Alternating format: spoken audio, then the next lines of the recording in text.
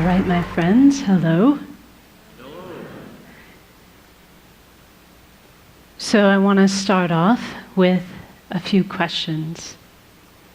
And I know a lot of other presenters have already asked you questions. And they've been kind of hard questions. But the questions I'm going to ask you are very, very simple. And I promise you'll be able to answer these. All right, are you ready for your first one? Okay.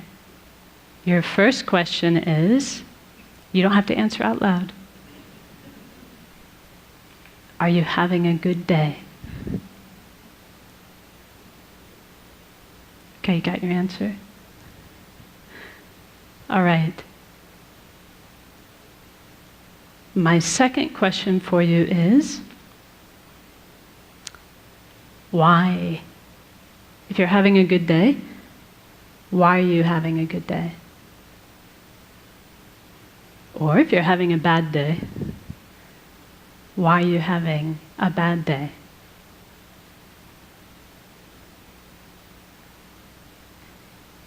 So I have one more question for you. This should be the easiest one of all. My last question is, tomorrow, would you rather have a good day? Or would you rather have a bad day? Do you have your answer for that one? What about the day after tomorrow? What about Sunday? Let's see, yeah, that's right. Tomorrow's Saturday, Sunday. How about Monday? Would you like to have a good day or a bad day on Monday? Tuesday? Wednesday? Thursday? Friday? This time next week? A good day or a bad day?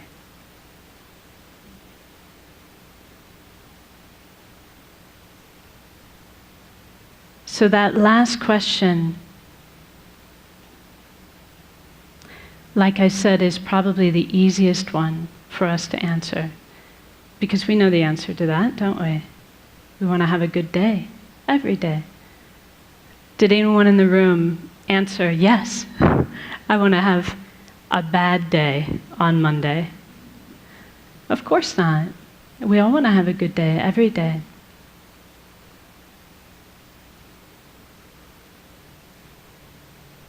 So this is really speaking to the type of happiness that we all wish for in our heart of hearts.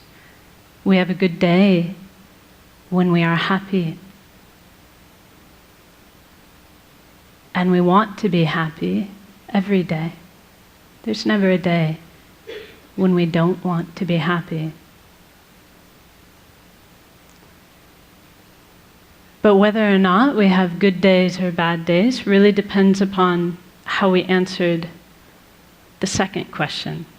Do you remember the second question? What was the second question? Why? Why am I having a good day? Why am I having a bad day? So one thing that my teacher says, his name is Gen Kelsang Nyema, and he says that much of the time our mind is like a balloon in the wind, blown here and there by external circumstances. Do you know that feeling? He says when things are going well, when they're going our way, we feel happy. But then if something goes wrong, for example, he says if we're forced to work with a colleague that we dislike, but I'm sure none of you have colleagues you dislike, right?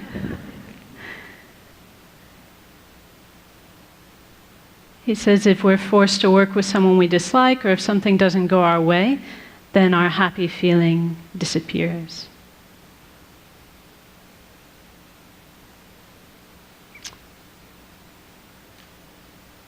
So as long as our answer to the question, why am I having a good day, or why am I having a bad day? Because, this is a question people ask us, like maybe when you get home today.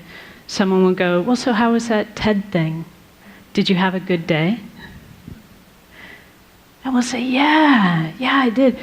There was this lady, and she talked to us about how we need to be about compassionate towards former inmates, and there was this performer who did this awesome beatboxing thing with his mouth, and this person and that person. As long as our reasons for why we had a good day are a list of external conditions, then we're not going to have the stable happiness that we all want. Does that make sense to you? Because if that's what our happiness depends upon, because we cannot control people and circumstances every single day, then our happiness will be in the hands of others, won't it? It'll be at the whim of our circumstances. So if you really wish to have a good day every day, we've got 2 things we need to do. So the first thing that we need to do is we need to stop outsourcing our happiness and outsourcing our unhappiness onto people and circumstances. In other words,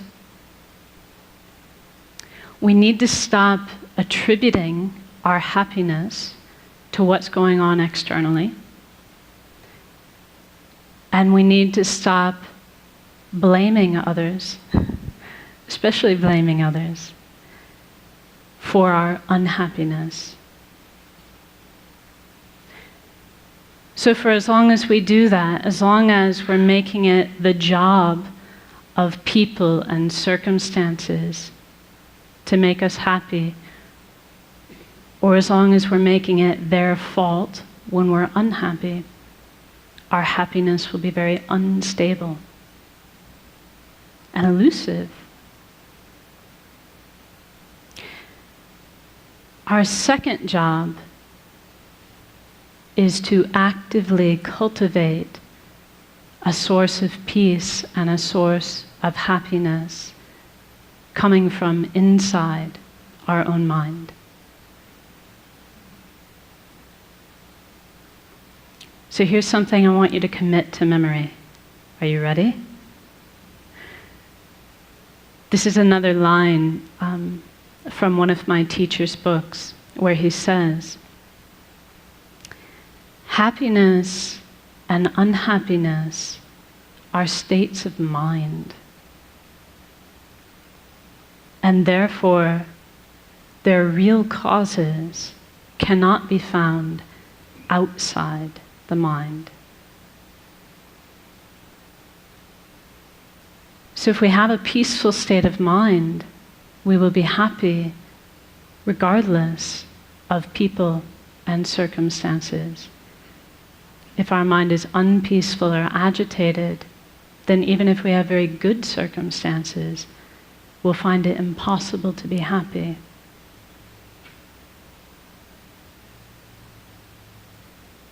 So in other words, it's not what is happening that is making us happy or unhappy. It is how we are responding to those things that determines whether we are happy or unhappy. It is what our state of mind is like that determines our happiness or our unhappiness. So how are we going to do this? So we can all understand this. Like intellectually, it's not rocket science, is it? It's not hard to understand. And maybe to a certain extent, as I tell you these things, you're like, yeah, I knew that already. I knew that already. But how do we actually do it? How do we actually cultivate this stable peace of mind that we can rely upon regardless of the external circumstances? So this is really where meditation comes into play. And I would say I would need a whole other TED Talk, hint, hint, in order to really do the subject of meditation justice. But for our purposes today, we can say that meditation is a mental action. It's the mental action of concentrating on a peaceful, positive state of mind. If we do that, if we concentrate on a peaceful, positive state of mind, then we can say we're meditating. Whether that's like this, right? See, actually, you don't know if I'm meditating or not, because I could be thinking about my grocery list.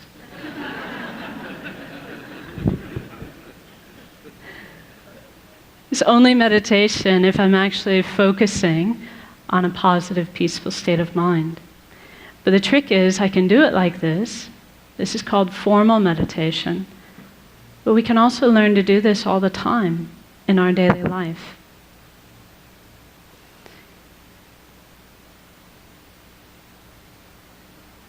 So see, here's a perfect opportunity. We concentrate on a mind of patience. We're not disturbed, not unhappy. So why don't we try it now? Are you up for it? Just a short meditation. According to the clock, I've got 3 minutes left. This is going to be a very brief one. But let's actually try it. Let's try to tap into our own potential for a peaceful, positive state of mind. So now I'll ask you just to sit comfortably and place your feet flat on the floor and your hands within your lap.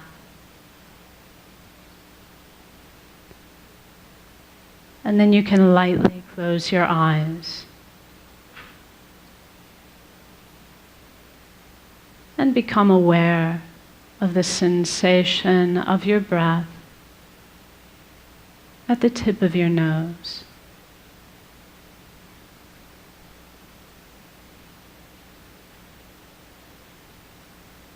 And as you breathe out, you can imagine you are breathing out any agitation, any mental busyness, any frustration or unhappiness in your life. Breathing it all out like dark smoke.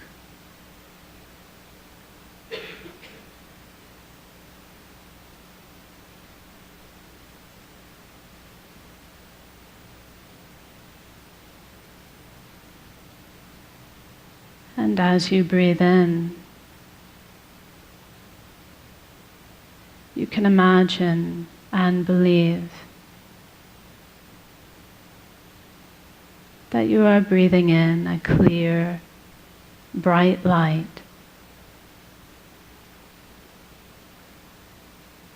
which is the very nature of inner peace.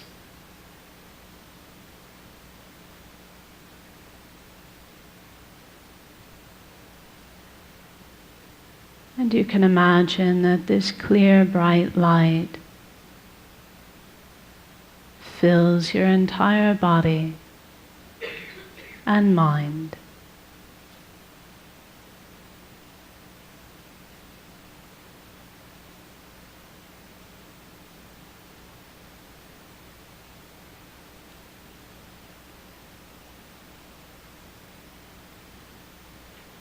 And for a few seconds, simply enjoy this inner peace coming from within.